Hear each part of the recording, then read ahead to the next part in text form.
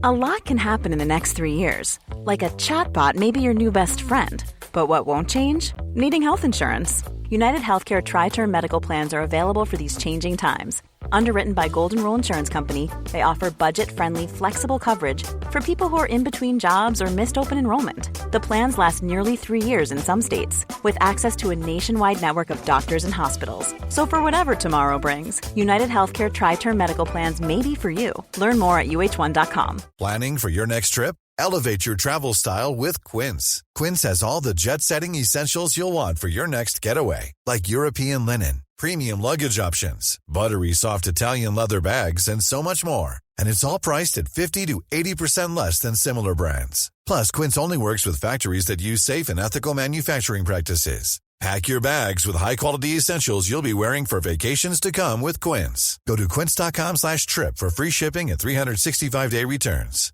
I'm Sandra, and I'm just the professional your small business was looking for. But you didn't hire me because you didn't use LinkedIn Jobs. LinkedIn has professionals you can't find anywhere else, including those who aren't actively looking for a new job, but might be open to the perfect role, like me. In a given month, over 70% of LinkedIn users don't visit other leading job sites. So if you're not looking on LinkedIn, you'll miss out on great candidates like Sandra. Start hiring professionals like a professional. Post your free job on linkedin.com/spoken today.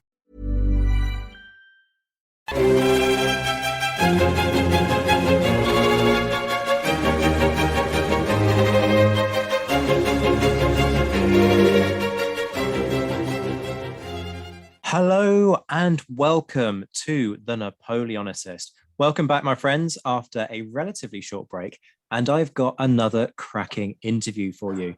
You may remember that a few months back now, I interviewed Bob Burnham. Bob is a hugely respected authority when it comes to the British Army during the Peninsular War.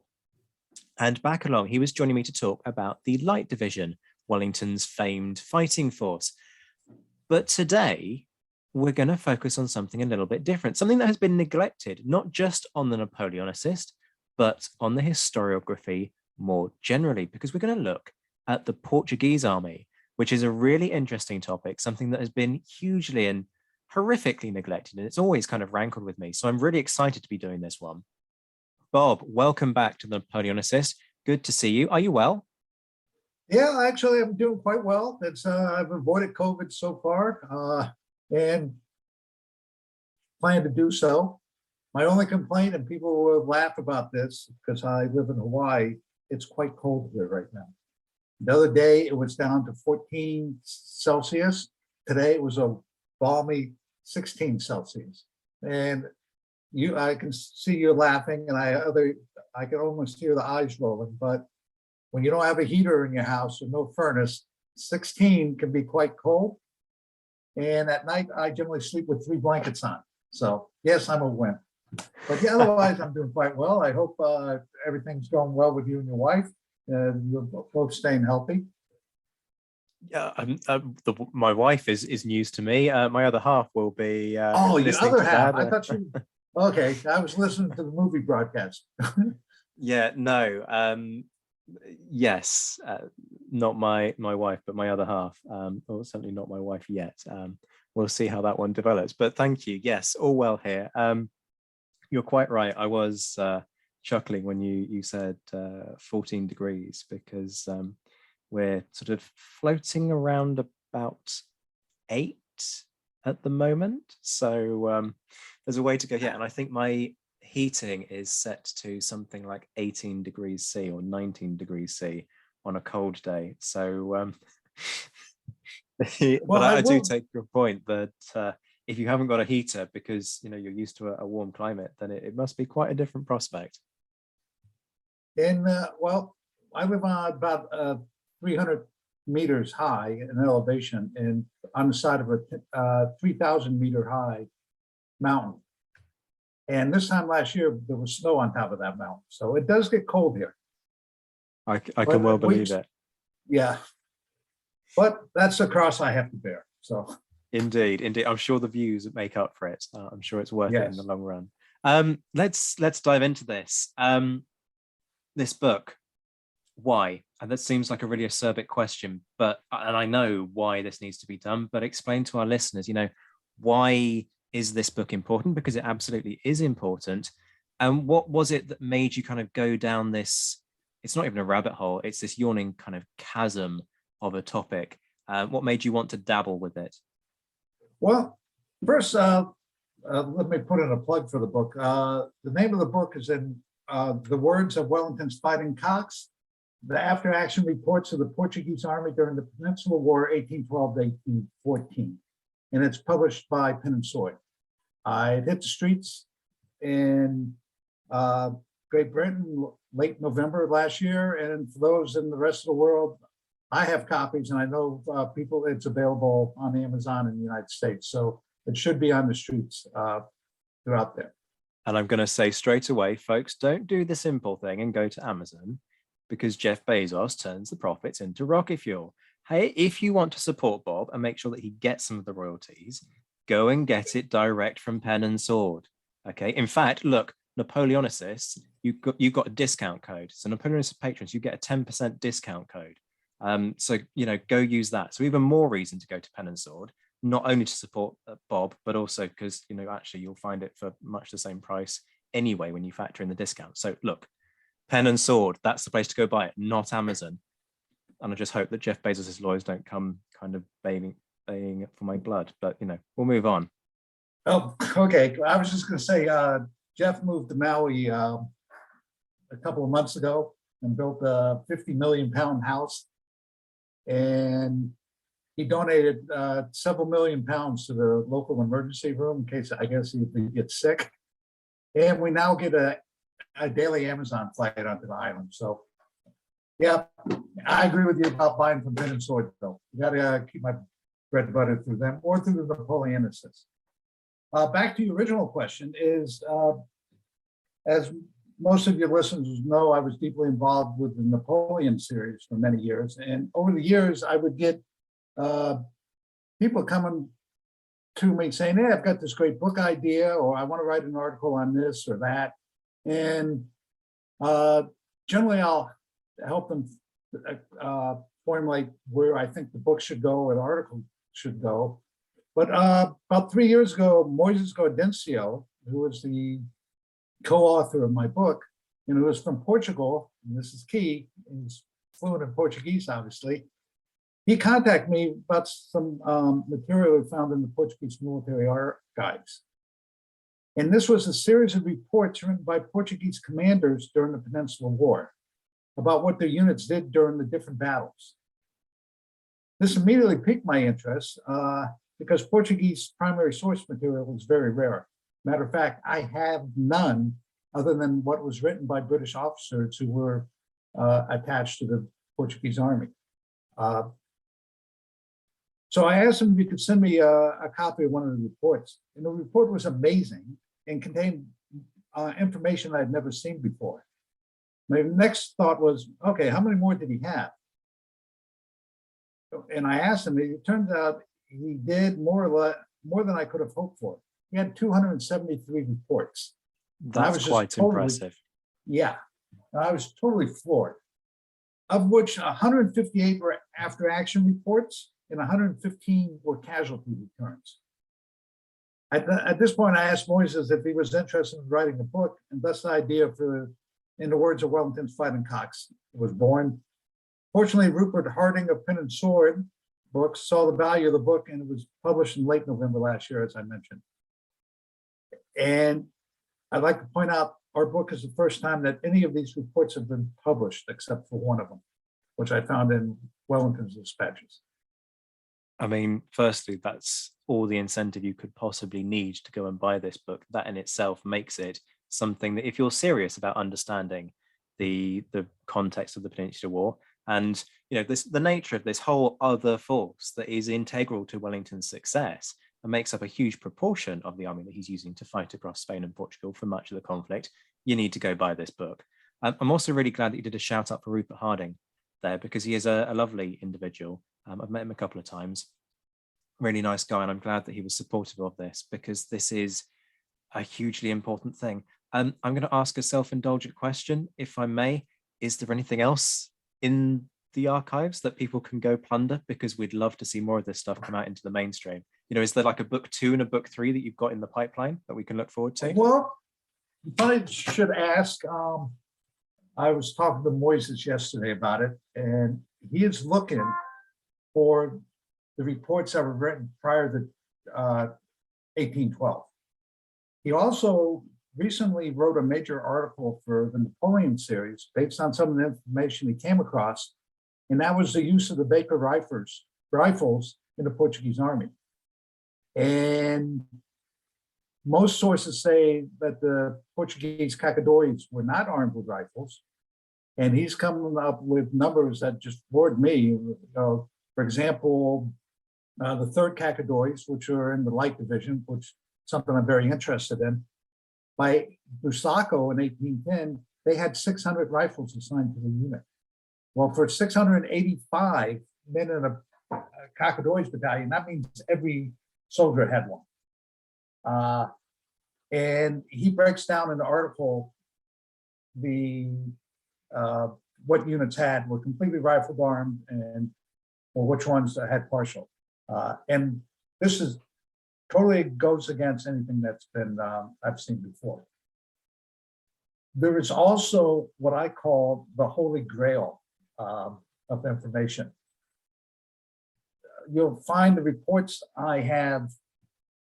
we'll be talking about are the ones that were meant for publication and meant for, they're similar to one of Wellington's dispatches after the battle.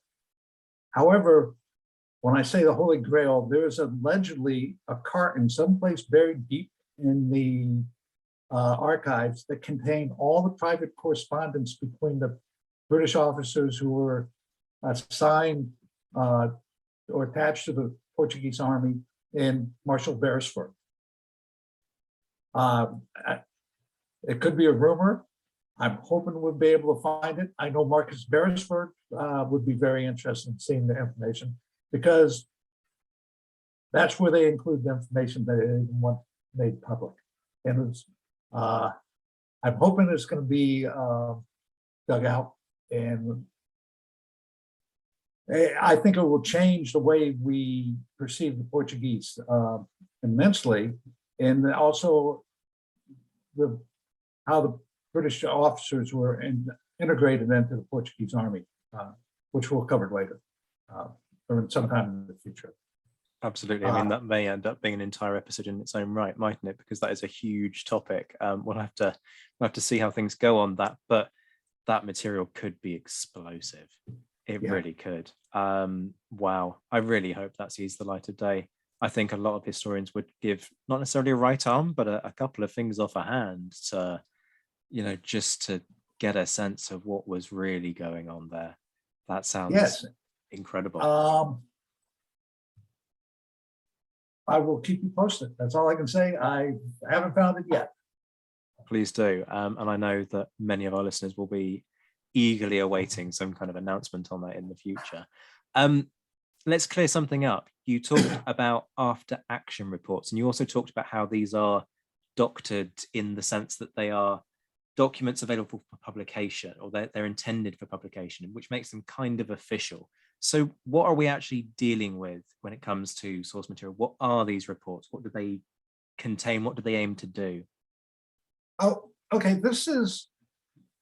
They are official. This was the official report that the unit commander wrote.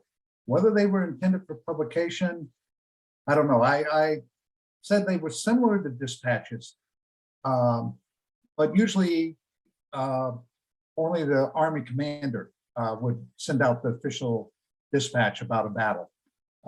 So whether they meant to go back to the government or not, I don't know. However, in 1810, Marshal Beresford, who was a British officer who was serving as commander-in-chief of the Portuguese army, made every commander of a unit that was engaged in combat, he had to write a report about what his unit did, which officers distinguished themselves in the unit casualties. This seems logical. How is he supposed to find out what was going on? But in all my research, I've only found one after-action report from the British Army from 1793 up to 1815. and that was about the 3rd Division in at Waterloo. I did find one written by Crawford after the combat at the River Coa, but that was more of a trying to justify his actions rather than what each unit did. So here we are, he's saying you have to write these reports. And he didn't just tell it to the Portuguese division commander. He said every unit had to write one. For example, if you were commander of a regiment, brigade, or division, plus the Cacadois battalions and artillery batteries. Additionally, any infantry battalion commander had to write one if he was operating independently away from his regiment. One copy was sent up through the chain of command to the Army commander, with each higher commander using his subordinates report to write his own. For example, I'm commander of the 14th Regiment. I send it up to my brigade commander. He takes the information I sent, and then he will send it up to either the Portuguese division commander or the commander of the Anglo Portuguese division, and who would then forward it up to Wellington. That was the first copy. This was meant to inform the battalion command or the overall commanders what the unit did. The second copy, though, was sent to the adjutant general of the Portuguese army, which meant, okay, this is what we did. Here's the guys who did well and deserve recognition. And so it was kept within the Portuguese chain of command. So 2 copies were written. And unfortunately, or interestingly, they were not always identical. They were written, okay, so guy writes out a 1,500, 2,000 word report, then he has to write it again. Well, he may or skip a few words or there, but they were close enough. None of the major events were different, but there were some changes because usually we only had a copy of the reports that was sent to that adjutant general. But occasionally we had found one that was written, went up to the chain of command to the Army headquarters. So between the two of them, we get a pretty good idea what the unit did. That's interesting. You've answered exactly the question that was on the tip of my tongue, which is which version did you guys manage to come across? And I guessed that it would be the Adjutant General Department because of the administration and the record keeping being that much tighter in such a department. And also, once you send these reports up the chain of command, they just become bits of paper that get gathered together and then bundled off, and then they lose their relevance. And so they get lost / destroyed / many things. That's really interesting. Garrett Glover edited the General Henry Cook papers, and he found a bunch of reports, like inspection reports and stuff like that was sent to him when he was commanding the British Army in the Netherlands in 1814. And yet they never made it to the National Archives. They were kept in his bundles, his papers. Unfortunately, they were made because, or he kept them because now they're available. But it's the same like this. And as you mentioned, if it went up to the Army level, what did the staff officer do at the Quartermaster General's Department or the Adjutant General Department? Oh, gee, I've got another 500 pounds worth of paper, and they probably tossed it or burned it as kindling once it was no longer needed. So it was a good thing it did go to the adjutant. It is, and also you've got the issue that people at various points make arbitrary decisions about what is or isn't of value and worth keeping, and there are all kinds of documents out there that have even documents that were sort of placed in storage that have either been damaged due to animals or mold or fire damage, or have just been burnt to create shelving space. And it's hugely frustrating to kind of ponder on some of the stuff that doesn't exist anymore because it's been destroyed, because somebody's decided that it no longer has a value to historians. And yet the likes of you and me could spend hours going through this stuff. You mentioned quantity here, and that there were, I'm just thinking back to what you said, was it 158 after action reports, 115 casualty returns? So with that in mind, I'm guessing you haven't written up every single one, because at 2,000 words a copy, that would be quite a weighty tome. So how do you make the decision in terms of what you use and what you don't use? It was an easy decision. We used everything that Moises found. Theoretically, there should have been since there was a requirement for submitting the reports at the time the order was issued on 31 July 1810, there should have been hundreds and hundreds of these reports. However, we think the order was never went into effect until June of 1812. And that's when we started seeing the large number of reports coming in. And this was, of course, at the start of the Salamanca campaign. Moises found no reports on, for example, the siege of Badajoz or Ciudad Rodrigo. He found none from Fuentes de Horno. Oh, that's a shame. I've just pulled a massive wince because this is a radio show, so nobody can see my reactions. But the reaction to the lack of reports for Ciudad Rodrigo and Badajoz. Oh, that's a shame. Pax Portuguese Brigade, justify that. That would have been quite something. We don't know why. We think they may not have been kept, or as we talked earlier, they were lost, or they're buried someplace in the bowels of the archives and they haven't surfaced yet. However, either of these happened, some of them should have survived. They should have surfaced. And as of yesterday, Moises said he found one or two from 1811, and that was it. He found a few casualty reports fortunately for me, for the first and third Cacadores for 1811 during the fighting there. Of course, my next book's on the Light Division in 1811, and so that's handy. But it's just not, you cannot find it. But considering maybe he'll dig some out soon. I mean, there's always the point that, a lot of these catalogings are vast, and it's amazing how hard it can be sometimes to find things. And I've been working for a scholar recently, and we spent a good few weeks trying to sort of solve a problem of why we couldn't find a batch of correspondence that absolutely should have been in an archival repository. And in the end, we found it. We just had to kind of play the system at its own game to stumble across it. So it made, because you've got archivists who've got to work fast to try and produce these catalogues. It may be that it's just been slightly incorrectly catalogued. I don't know what the system is out in Portugal, or it may be that somebody's just kind of not quite got what they're dealing with, and or they've had to put it within a bunch of other papers. There are all kinds of possibilities there. I'm very struck by your years, though. 1812. There seems to be something in the water in 1811 and 1812 when it comes to administration in armies, because there's a big shake-up to how the British Army is run.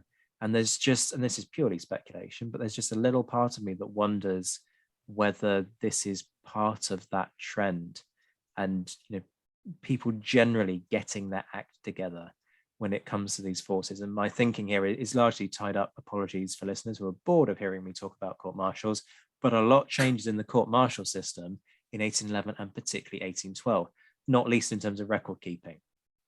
And regimental court-martials being kept far, far more consistently from 1811, when there's an order that says they have to be included. And then you see a trickle-down effect from that, which is that they really start to get included in significant numbers from 1812 onwards, when you also have other changes to the system. So I wonder if it's just slightly tied in with that the British are starting to think slightly differently about the way in which they do record keeping for the army. And so that has a knock-on effect for the Portuguese. And perhaps there's a conversation that's had at some point with Beresford about, do the Portuguese kind of keep these things and make sure that they go to the right places in the way that they should? But that's speculation. I don't know if you've got any thoughts on that. Well, I will address the British Army first. What always amazes me is when I read the history of what's going on during the Napoleonic Wars, the British Army didn't really have a command structure that saying, we have an expedition, we're going here, General Smith, take your 2 divisions that's in your corps and go. Instead, they stood up a headquarters. They may take General Smith, and then he gets to choose who he wants for subordinate commanders. Then they have to look for staff officers, and eventually it trickles down. They get organized. Well, modern day Army will say, okay, 3rd Corps, you go. Or in the U.S. Marine Expeditionary Force will go. And they have everything in place. Well, 1808 through 1811, I think they were just, getting their act together, getting the headquarters formed, getting the relationships formed between the staff officers and what's supposed to be done. And I think it showed how well they did it in 1812, unless you take away the commissary during the retreat back to the Portuguese border in the fall. But the institutional structure was in place. The Portuguese army basically had to be recreated from scratch in 1808, after it was disbanded by the French in 1807.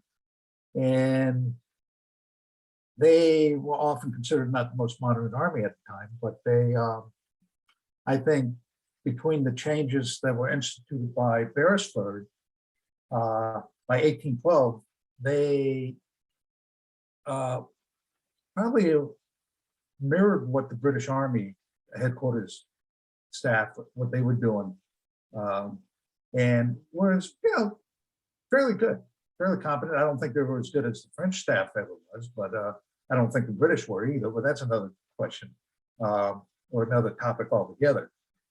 But this allowed them to have the system in place for when the report started being written, they knew what to do with them instead of them just tossing them aside.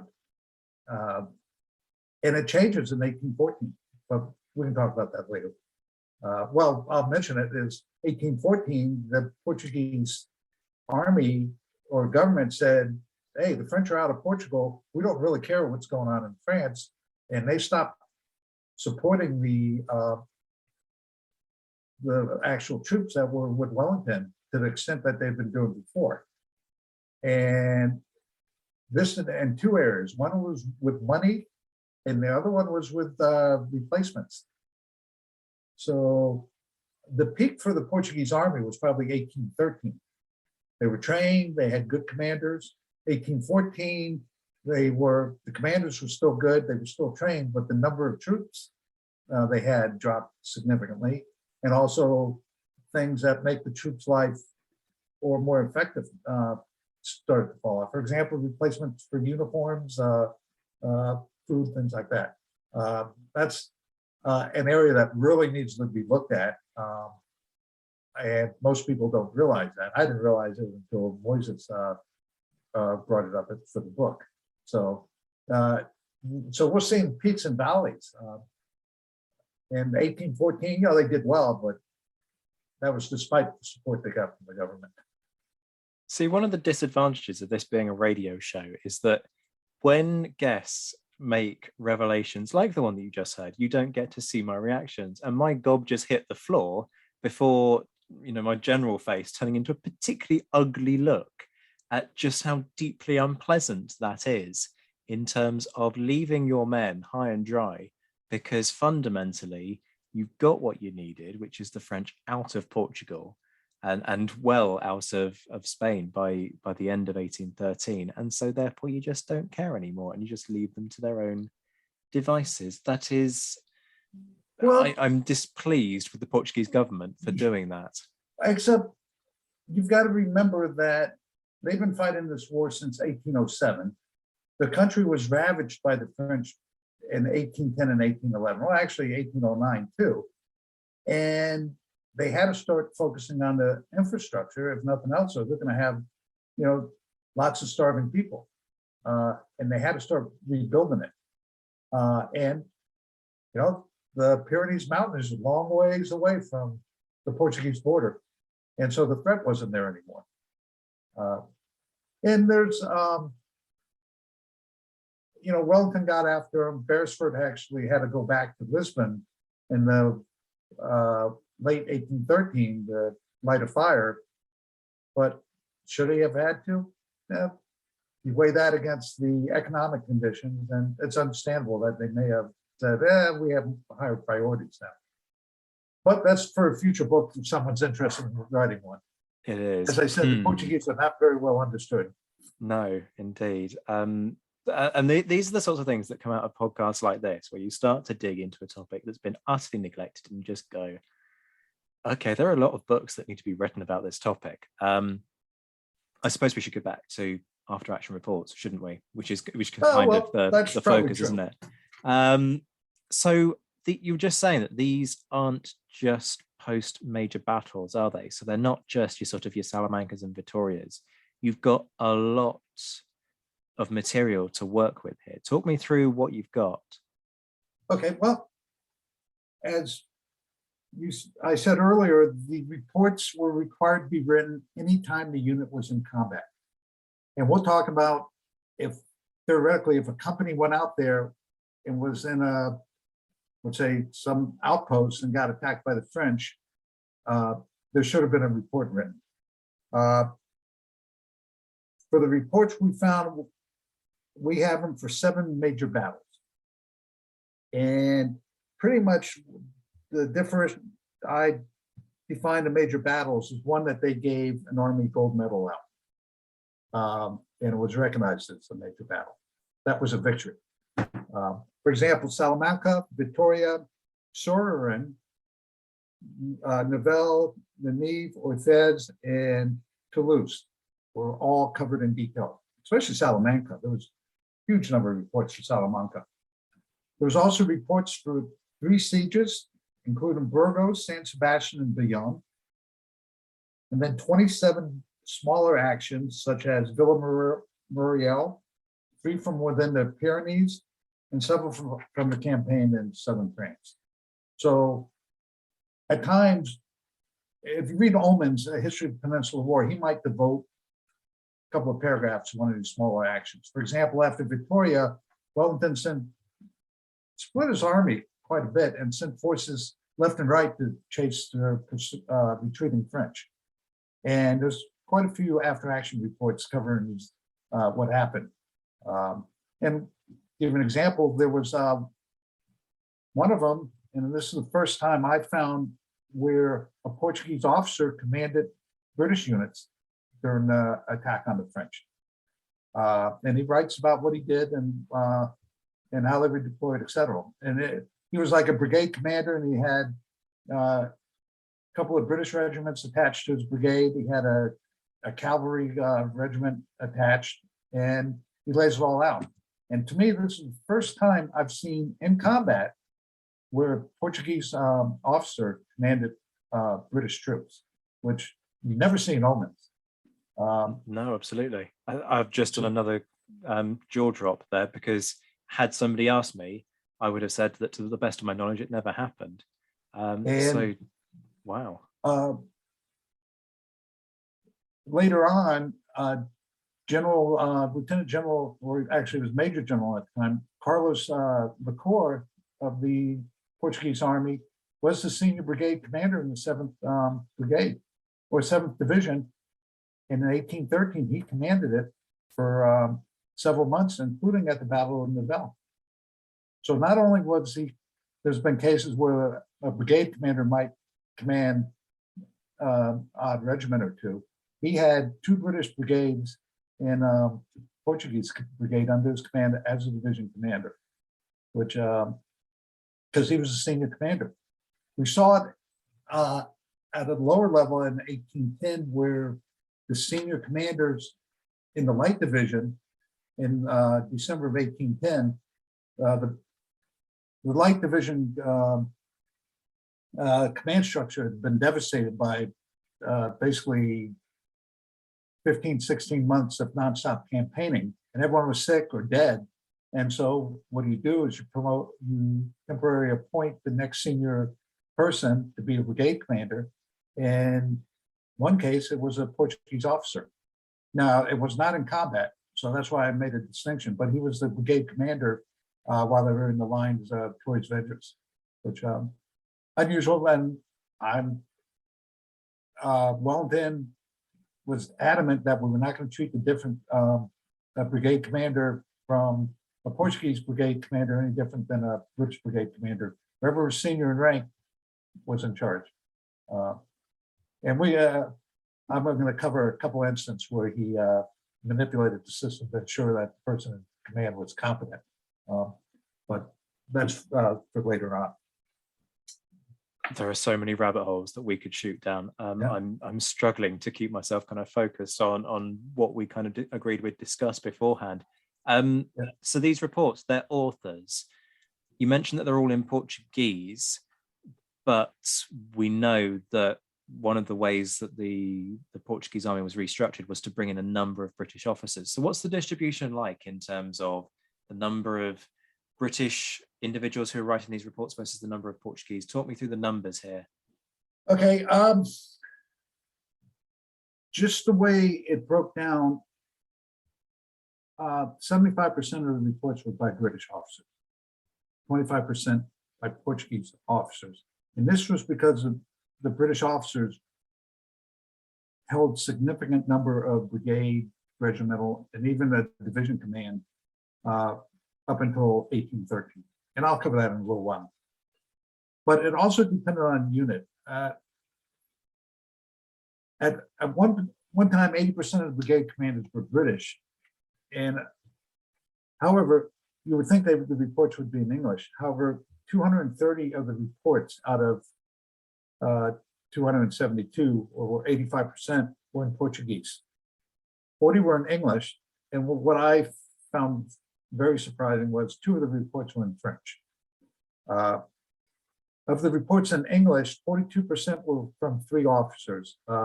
Generals Thomas Bradford and Manly Power each produced 7 reports in English, while Colonel James Douglas had 3. And you looking at the vocabulary and phrasing of the sentences, et cetera, it strongly suggests that almost all the reports in Portuguese that were signed by a British officer were dictated by the officer to a Portuguese aide who wrote it down. And the reason why we say this, we're not 100% sure that how fluent any of these officers were, or some, let me rephrase that, how the majority of them were fluent, how fluent. We know they could speak it, they could give the orders in Portuguese, they could converse with their commanders, but there's a difference between talking and writing it down in a formal way. So we think it was done by the aides. And supporting this also was examining the signatures by the British officers who signed the reports. The writing is different than what the reports were written in. So we're pretty confident to say that the reports were formulated by the British officer and then written down, dictated to an aide or a staff officer, and then he signed it. And this, of course, we think the British officers did write the private letters to Beresford that we can't find. Okay. As I said, their English was pretty good, but the reports had a formal tone to them. So they, for that reason, I'm most certain it was written. They also, for those that were written in English, they wanted to write things that were not necessarily complimentary about some of the individuals in their unit. And we never had a good feel on how many Portuguese officers spoke English. There was a few. So if you look at the ones that were written in English, they have a slightly different tone than the ones that were written in Portuguese. Hi, I'm Daniel, founder of Pretty Litter. Cats and cat owners deserve better than any old-fashioned litter. That's why I teamed up with scientists and veterinarians to create Pretty Litter. Its innovative crystal formula has superior odor control and weighs up to 80% less than clay litter. Pretty Litter even monitors health by changing colors to help detect early signs of potential illness. It's the world's smartest kitty litter. Go to prettylitter.com and use code ACAST for 20% off your first order and a free cat toy. Terms and conditions apply. See site for details. Millions of people have lost weight with personalized plans from Noom. Like Evan, who can't stand salads and still lost 50 pounds. Salads generally for most people are the easy button, right? For me, that wasn't an option. I never really was a salad guy. That's just not who I am. But Noom worked for me. Get your personalized plan today at Noom.com. Real Noom user compensated to provide their story. In 4 weeks, the typical Noom user can expect to lose 1 to 2 pounds per week. Individual results may vary. Now, about the ones that were in French, who knows? They knew that most of the senior Portuguese officers, such as the Adjutant General Mozino, understood French. His English may not have been the best. So, but we take what we find and go with it. And those were not significantly different, the ones in French than the ones in Portuguese. And, in terms of the difference in nature, is there anything else, we were talking about this before we came sort of on air, as it were. Just give our sense of our listeners a bit more of a sense of some of the peculiarities between the British and the Portuguese reports. Yeah, I started reading the reports and a lot of times just ignored who the commander, who was writing it. I wanted to know what the information was about. And I started thinking, well, wait a minute, there's a difference in these reports. And so I asked Moises, who translated all the reports, if there was a difference between the style of writing between the British and the Portuguese, regardless whether the report was in English or in Portuguese. And he said, yes, he thought that the Portuguese officers in general gave less details on the operations and focused more on the individual accomplishments and on recommending those men who distinguished themselves or their own prodigies. This is almost, they were the patron of these junior officers and wanted to make sure that they got, the patronage from them. However, the British, like Pack, Madden, or Bradford, they focus more on the operational level. At one level of detail depended on whether Beresford was present, but the difference is probably a result of different military situations. The Portuguese officers were less experienced in combat, but most of them that come from the higher classes in society, i.e. they were, according to the Portuguese culture, they were born to command. So they did not see the need to use these reports to show their command capacity, contrary to what the British did. If they mentioned and recommended some individuals for promotion, they probably guaranteed their faithfulness and fidelity in the army and outside of the army in future events. This kind of relationship between individuals of different classes was pivotal in the minds of those living in the Portuguese society at the time. However, the British officers in the Portuguese service were in a different situation. They were foreigners with no allegiance in the Portuguese army or society. They were, I disagree with them a little bit on this, but they, to me, they were loyal to the unit, they were loyal to the mission. But how loyal were they going to be to Count so-and-so or Duke so-and-so who's having a power struggle with someone else in the government? I don't think it was there very much. Therefore, their reports tend to look at what the unit did and how well they did. They wrote larger and more detailed reports explaining the orders and command decisions, possibly to impress the British commanders like Beresford or Wellington, because the war was going to end eventually, and they wanted to be recognized for what they actually did. And if they basically blew off the report, well, then how is Beresford or Wellington would know how well they did and influence their possible advancement after the war ended? So that was very interesting. That was basically Moises' response to my question on that too. So when we talk about who wrote the reports, I mentioned, theoretically, whoever was in combat was responsible for writing the reports of his unit.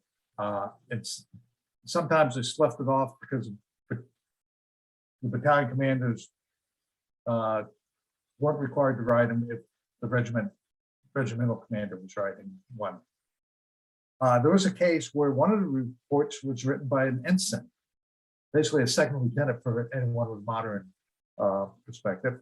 He was in the 13th Infantry Regiment. He was the senior surviving officer of a working party in the trenches at Burgos on 17 October 1812. And for those who are familiar with the Burgos siege, that was when the French made a major sally. Among those killed was his company commander and Major Charles Edward Cox, who was the favorite of Wellington and was destined to go on great things, except part of the problem. You're out there in front, you expose yourself, you take a chance of being killed. Cox was not a Portuguese or assigned to the Portuguese army. He was overall in charge of the trench line and building the trenches. He was the duty officer of the day.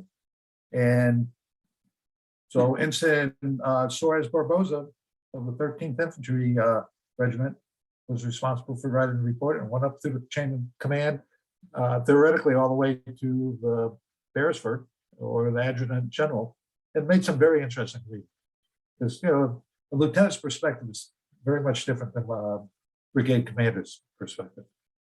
Yeah, that's exactly what I was thinking. And, there, unfortunately, we don't know this because what you've got are the sort of the polished reports, but you can't help wondering, were there reports that were sent back because they just weren't good enough or weren't detailed enough, or, there were things that weren't acceptable in them, but that's a whole other question. It could very well have been. Well, we know after Albuera, Wellington told Beresford to rewrite his official dispatch to make it a victory rather than a defeat. So could very well have happened. Unfortunately, there's no way of saying it or determine it. One of the things I'd like to emphasize about these reports and why I consider them so valuable is they were written within a day or two after the battle, sometimes the night after the battle. This is not someone 30 years later deep in his cups thinking, oh, well, this is what happened, and it must be true because I read it in Napier's history. And you find that they seem to mirror each other. These were what they saw at the time they saw it. And, memoirs are nice, but if they're written later, they can't always be trusted. Now, are these perfect? Well, if you read it, you know exactly what the unit did, and you know what officers did well, but they tend not to say what officers didn't do well. One of my favorite sayings many years ago was, it's damnation through faint praise. You got 5 company commanders of these 6 companies getting praised for doing well, and the 6th company commander is not mentioned at all. Either he didn't do well, or his company wasn't in a position to do well. And of course, unless we have backup from other accounts, then it's hard to tell. Let's stay with that as a theme then, and talk about sort of the contents of these reports. Give us some samples, some examples, some nice little kind of nuggets to encourage people to go and buy the book in order to get the whole thing, as it were.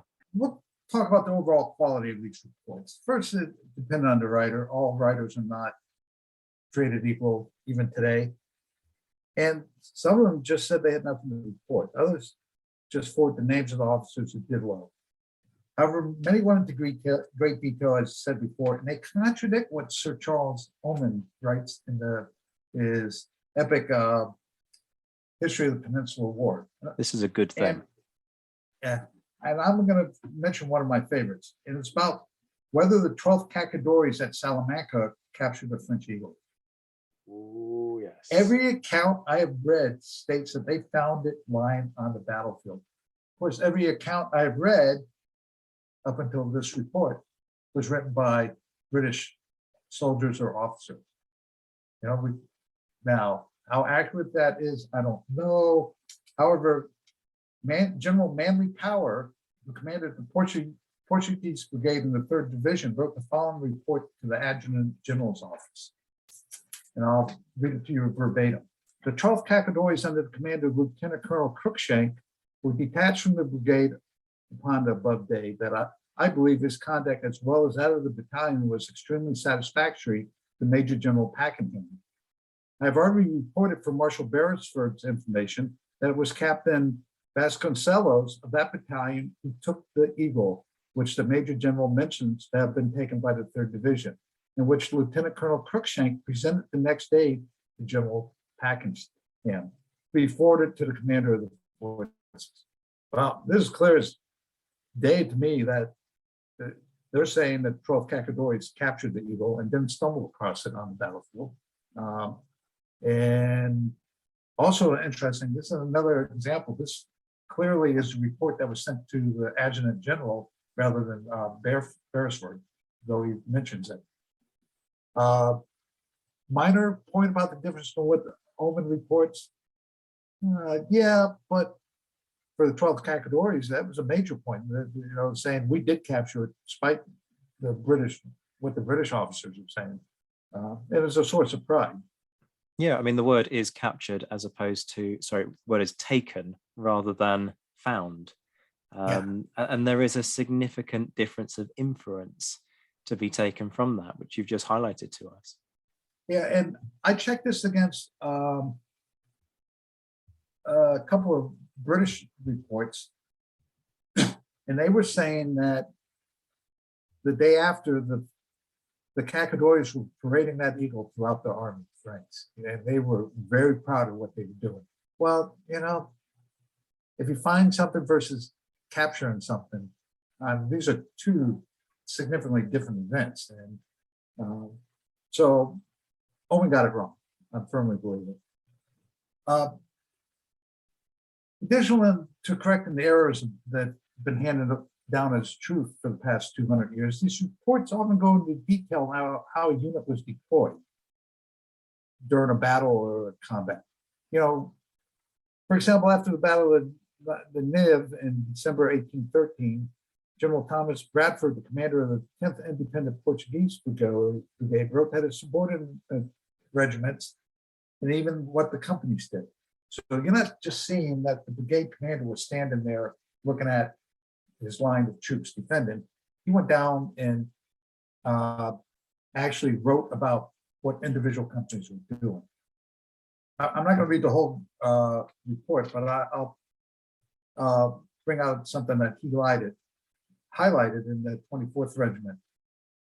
I beg leave again to recommend Captain Soares, whose gallant contract I have twice before had occasion to notice to His Excellency, who has already been pleased to have the brevet rank of captain. This officer with 4 companies of the 24th Regiment had charge of a post on the right of the position which the enemy attempted with very superior numbers to carry, but were driven back with considerable loss. Captain Soares took the colonel, 3 other officers, and 60 men prisoners. The 2 grenadier companies of the 24th Regiment were employed upon this occasion.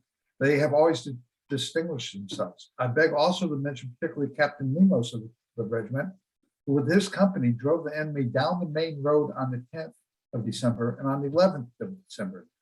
I regret to say he was severely wounded.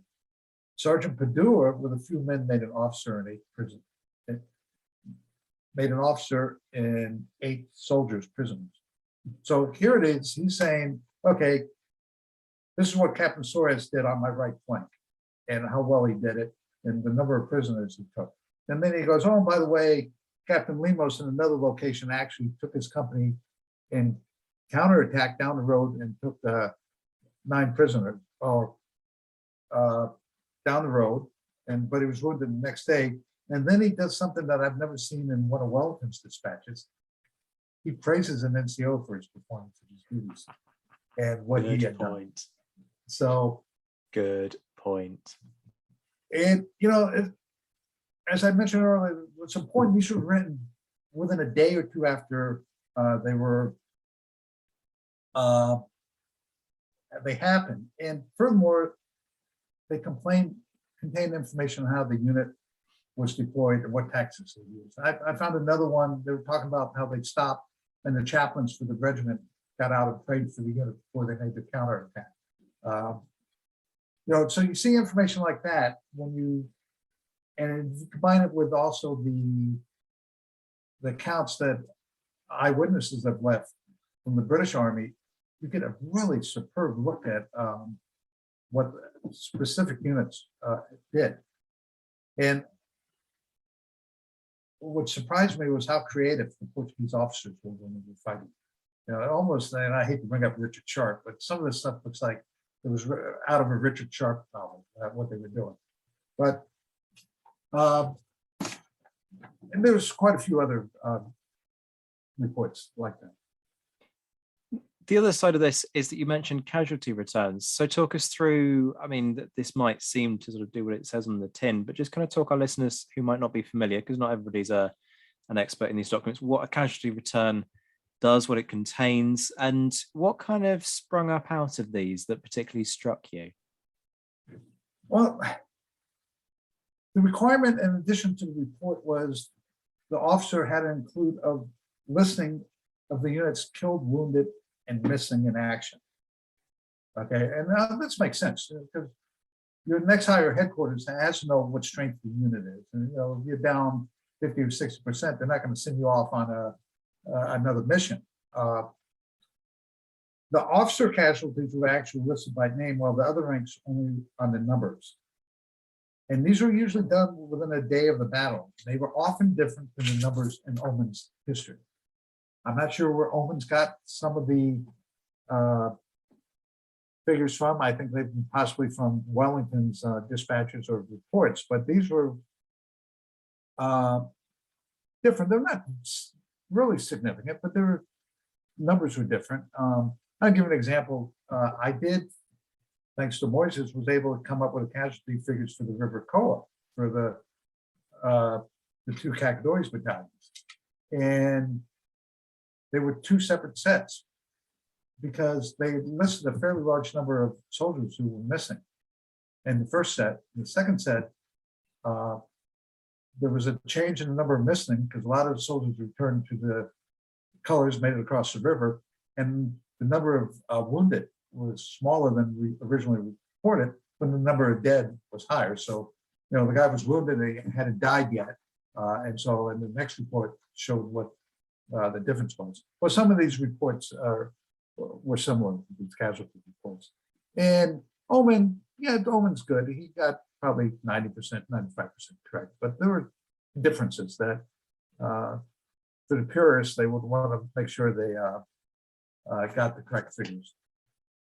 I mean, this is a point, isn't it? That Oman's work is now literally a century old. I think the first volumes were coming out in something like 1907, 1908.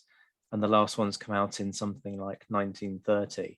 It's the daddy, and it's stood the test of time remarkably well, particularly for a book that is that old, but it's not unimpeachable. There are errors in it, and it's work like this that gives us the new perspectives, that just shows that there's plenty more out there that, needs to be looked at in more depth. Now, this book, it has a lot of info about the Portuguese that can't be found anywhere else. Talk us through the implications of that, what you've got, what kind of frustrated you about what you haven't got at this stage, and also kind of where you hope, people will kind of use this as a leapfrog to further research. Okay, let's start with the initial draft manuscript. I sent the email to Rupert Harding and told them, by the way, Rupert retired early this year, so he's been replaced by someone I'm sure will do a fine, good job as he did, but it might be hard shoes to fill. Anyway, I said, okay, just give you a heads up, my draft manuscript is 203,000 words at this point. And I immediately got a word back from him. He said, no, it's too much. You got to cut it down to 150,000 words, which I said, okay. And understandable just because of the financial side of publishing. And so we had a choice. We had to sit there. What do we cut? And bottom line was we cut nothing from the reports. That was, if nothing else, these reports will go in. But they also wanted a history of background history, not only the Portuguese army, but also the battles, because unless you're a serious scholar of the Peninsular War, a lot of these reports won't make sense unless you read them in a vacuum, or if you read them in a vacuum. So we needed, first, that felt the reader needed to understand the history of the Portuguese army prior to 1812, when the report started. Most of our listeners know that French invaded Portugal in 1807 and disbanded the army after conquering the country. They occupied the country until August 1808, when the British arrived and defeated them at the battles of Roliça and Vimiero. And by the end of 1808, Portugal had been liberated and the Portuguese government was formed. But now they had no army. So they had to rebuild the army. Units were stood up by recalling the colors of former officers, non-commissioned officers, and other ranks. And one of the most important things that they did was ask the British government for a suitable officer to command their army. Under protest, General William Beresford, who spoke Portuguese and had worked with the Portuguese before, was chosen. He didn't want to go. He initially said no, and they convinced him that either you go or you're not going to be employed by the army. And he was appointed Marshal and Commander-in-Chief of the Portuguese Army in March of 1809. So he went from being a Major General to a Marshal.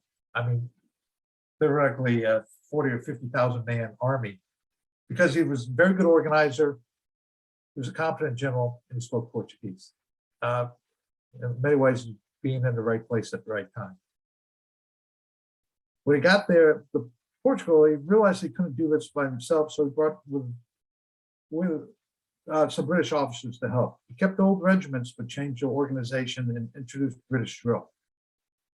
And the way he did this was he had a couple of aides who were members of British Portuguese families who lived in Porto, big into the port wine business. And they were basically brought into the army. And the first thing they did was translate the British drill manuals into Portuguese.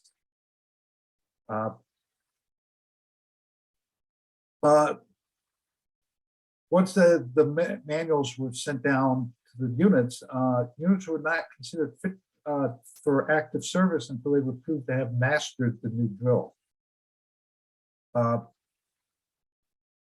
So this definitively says that the Portuguese fought in a two-rank system, two-line, not the three-line that most continental armies did.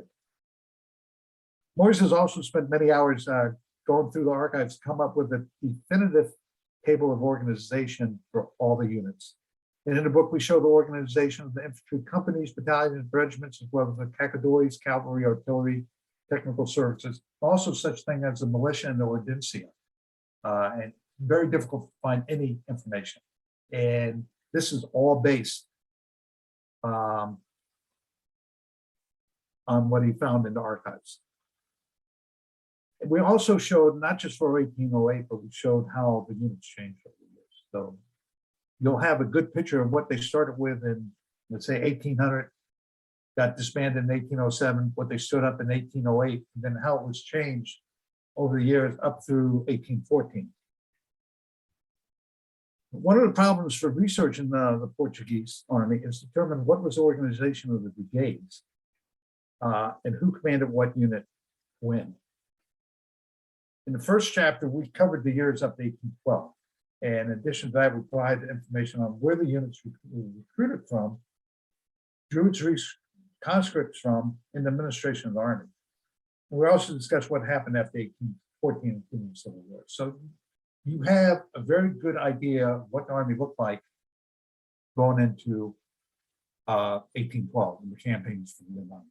And then we go into detail after 1814, what happened to the army, including, for those who may not know it, but there was a couple of civil wars in the 1820s in Portugal. So you get a very good idea what the army looked like prior to 1812. I mean, there are so many rabbit hole questions that I want to ask about the nature of the Portuguese army, the success of that drill regime, how long it takes to train them. But these are all questions. This is a whole interview in and of itself. So I guess we're going to have to very reluctantly move on. It's worth saying that the bulk of the reports, I'm guessing, are 1812 to 14. So therefore, is it fair to say that the primary focus of the book is 1812 to 14? It is. The primary focus of the book is 1812 to 1814. And actually, the book covers quite a bit on the organization from 1812 on. Before I get that, though, I really need to explain how the reports are organized, because we try to use a logical way of organizing them, and you'll see where I'm going with this in a minute. We broke down the reports into 3 sections, one for 1812, one for 1813, one for 1814. Within each section, though, there was chapters for each major battle or action. The first chapter of each section gives an overview of what was happening, the campaigns, battles, and sieges, just to set the stage of what's going on. But we follow that by listing of how the Portuguese army was organized that year. Who commanded what brigade? Who commanded what regiment? Where were they located? What division were they attached to or assigned to? And they change occasionally.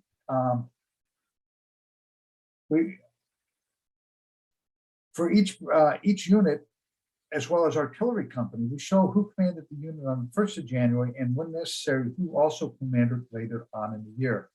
So this will help the leader keep track of who is doing what and why.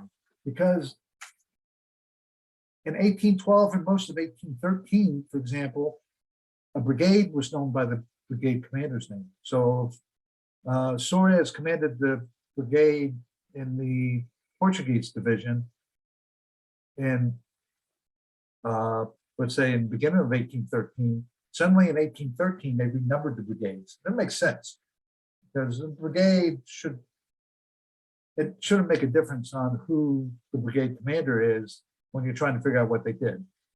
And so then they were numbered, and there were 10 infantry brigades. And interesting, they didn't do it for cavalry, though. And so we explain that for each. So at the beginning of each section, we give an overview of the battles and the campaigns, and then what the army looked like for that year. And so the army what fought in the campaign of 1812 was different than the army that fought in 1814. Different commanders. Generally, the organization was changed, but the commanders changed.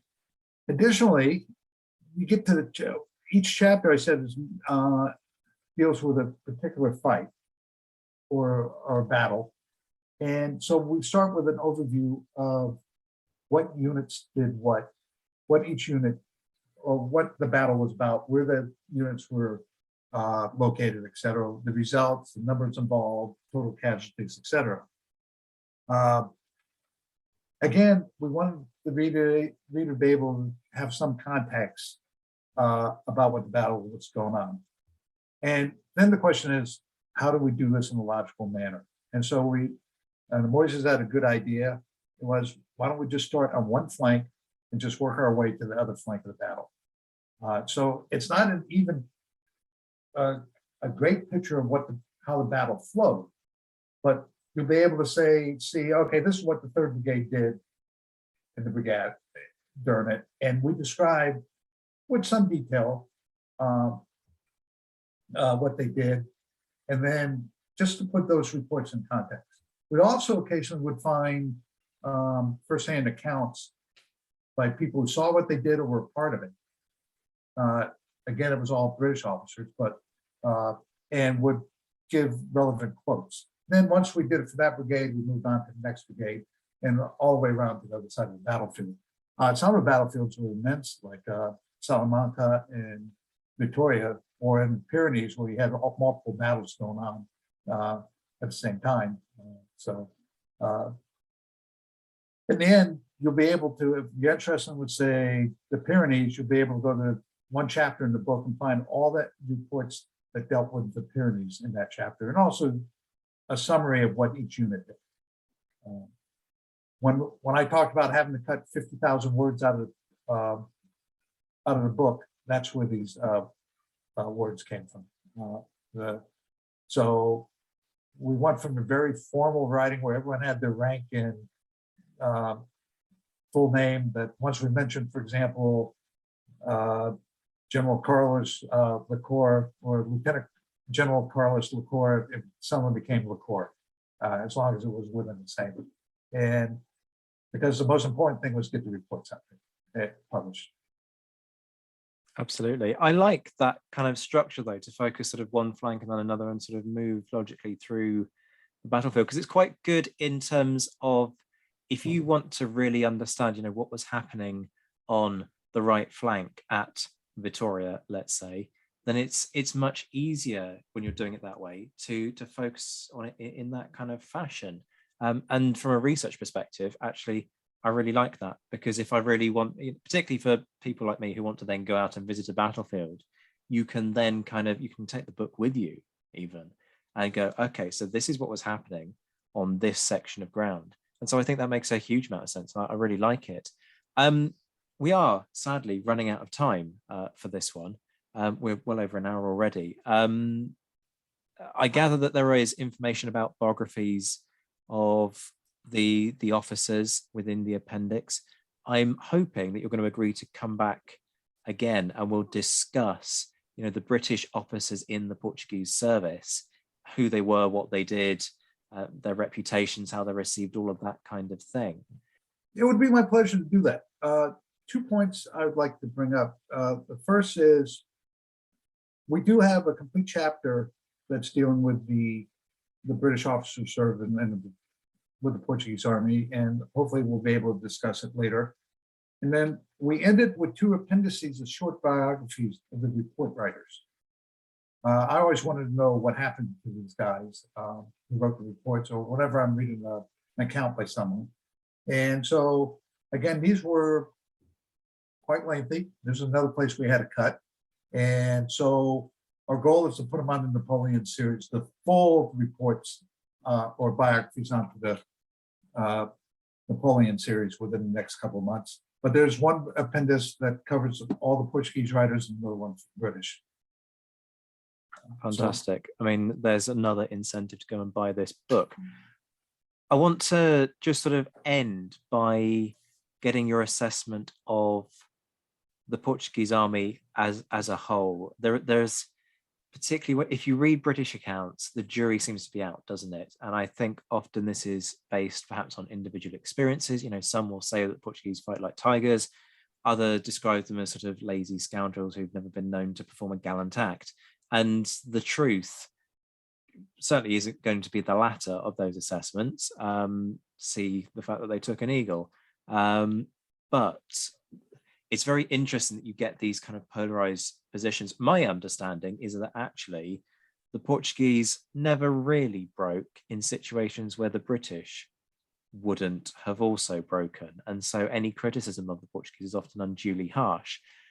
But you're the guy who's read these reports. So you've got a perspective on all of this that we haven't had for 200 years. So what's your take on the Portuguese army, how well it serves, you know, its peaks and troughs in terms of its service, and also its leadership? You know, how well led is this force?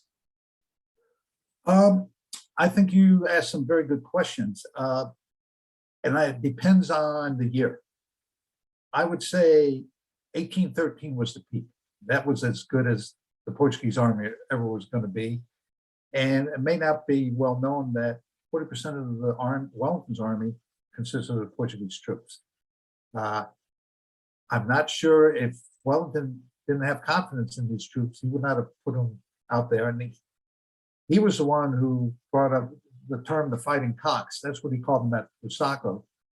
And so the more they fought, the better they got. I would say by 1813, its best units were at least as good as some of the British units and equal to most of the French army that fought. Leadership had improved at all levels, and that the number of British brigade and regimental commanders had dropped significantly by 1814. At one point, 16 of the 24 regimental commanders were British. By Toulouse in April 1814, that number was down to only 12. And as I mentioned before, possibly the best indicator of what Wellington thought about the Portuguese officers was in October 1813, when Carlos Licor, the commander of the 6th Portuguese Brigade, was given command of the 7th Division. And he commanded it for several months and led it at the Battle of Nivelle. If Wellington did not believe in his ability, he would not have given him command. He would have found a way to appoint someone else. So the units got better, the leaders got better, and the need for the number of British officers dropped. But there was other issues in 1814 that we covered before. Absolutely. One question that's always bugged me, there's no Portuguese division. And I've never quite understood that. I've always kind of wondered, is it kind of Wellington's hesitancy and whether he just doesn't quite want to trust it in the... I mean, there's a Spanish division, isn't there, that has to just be completely sent home because they can't be trusted to behave themselves when they cross over into France. Why? What's your take on that? Why do you think he doesn't agree to it? Well, I hate to embarrass you. There was a Portuguese division. What? Yes, there was a Portuguese division. It stood up in 1810, and he was reason why you don't read or hear too much about him, because they were down with Hill around Badajoz, and they actually had several British commanders until probably 1813 when they found a Portuguese commander to command. The brigades, it was pure, unlike the rest of the divisions in the army, which were generally, except for the 1st Division, which was all British or KGL, every division had a Portuguese brigade assigned to it. The Portuguese division was 100% Portuguese. They had 2 brigades. Of each brigade had 2 regiments, and one of the brigades had a Cacadores battalion. So, and they operated under Hill most of the time, but 1813, they were integrated into the army, and they were at Victoria, they were on the right flank. And they were the ones who assaulted the right flank initially. And then they were involved quite heavily in the Pyrenees. So, as I said, this might be a nice way to close it, is the fact that the Portuguese are not well known, and the contributions are often misunderstood or not recognized. But in your defense, there were the Portuguese divisions up until 1813 had British commanders, but the brigade commanders both were one was Portuguese, one was British, and by end of the war it was Portuguese commanders. So. Never have I had more egg on my face. That is a brilliant one to end on. We are absolutely leaving that in the final edit, because I love those moments when I just look like an absolute moron, because hey, every day's a learning day. I am appalled with myself that I've never picked up on that. I could have sworn there was this whole thing that Wellington resisted the formation of a Portuguese division, and now I'm thinking that I've gone completely mad, and I'm wondering what the hell I was reading that made me think that. So I've got some homework to go away and do. Bob, this has been utterly brilliant. Please do come back and talk about the British officers in the Portuguese service, because I really want to kind of dig into their stories. What did they do? We've kind of had that teaser of, the Civil War into the 1820s. I'm really keen to explore what kind of happens to them there. In the words of Wellington's Fighting Cocks, is out already. It's from Pen and Sword. People, I've had the rant already. Go to Pen and Sword to buy it, please, as opposed to Amazon. Jeff Bezos does not need your money right now. He says, having ordered many things from Amazon, but not books, because I have my principles. Bob, this has been a delight. Thank you so much for joining me. Thank you for inviting me. Remember to like and subscribe, leave a review on Apple Podcasts, and share the show with anybody who might also be keen. A big thank you as ever to those of you who are supporting this content on Patreon or leaving one-off tips via Ko-fi. For more details on the perks and how you can contribute, please follow the links in the description. A big shout out as ever to my patrons for their generosity, my Emperor level patrons Mark Stoos and JC Kaiser, my Marshal level patrons Marcus Cribb and Todd Campbell, my Commander patrons Ger Brown, Liam Telfer, Jane Davis, Matt Bone, Bob Burnham, Stephen Gillen and Michael Guest, and my Mentioned in Dispatches patrons, starting with my Mentioned in Dispatches Plus patron Noah Fink, and my Mentioned in Dispatches patrons Alexandra Leon, Alistair Campbell-Grieve, Andy Meakin, Beatrice de Graaf, Brendan Teeling, Colin Fieldhouse, Ed Koss, Bruins Girl, Gareth Copeland, Jeff Maple, Hugh Brennan, James Bevan, Jim Deary, Jim Getz, John Haynes, Josh Keeney, Lucy Tatner, Lynn Dawson, Mark Dewhurst, Mark Anscombe, Rob Griffith, Roy Muir, Ross Flowers, Ryan Diamond, Rob Coughlin and Stephen Coulson. I'll be back very soon, but until then, I'm Zach White. This has been The Napoleonicist. Take care of yourselves, my friends. Stay well, stay safe, and as always, thank you for listening.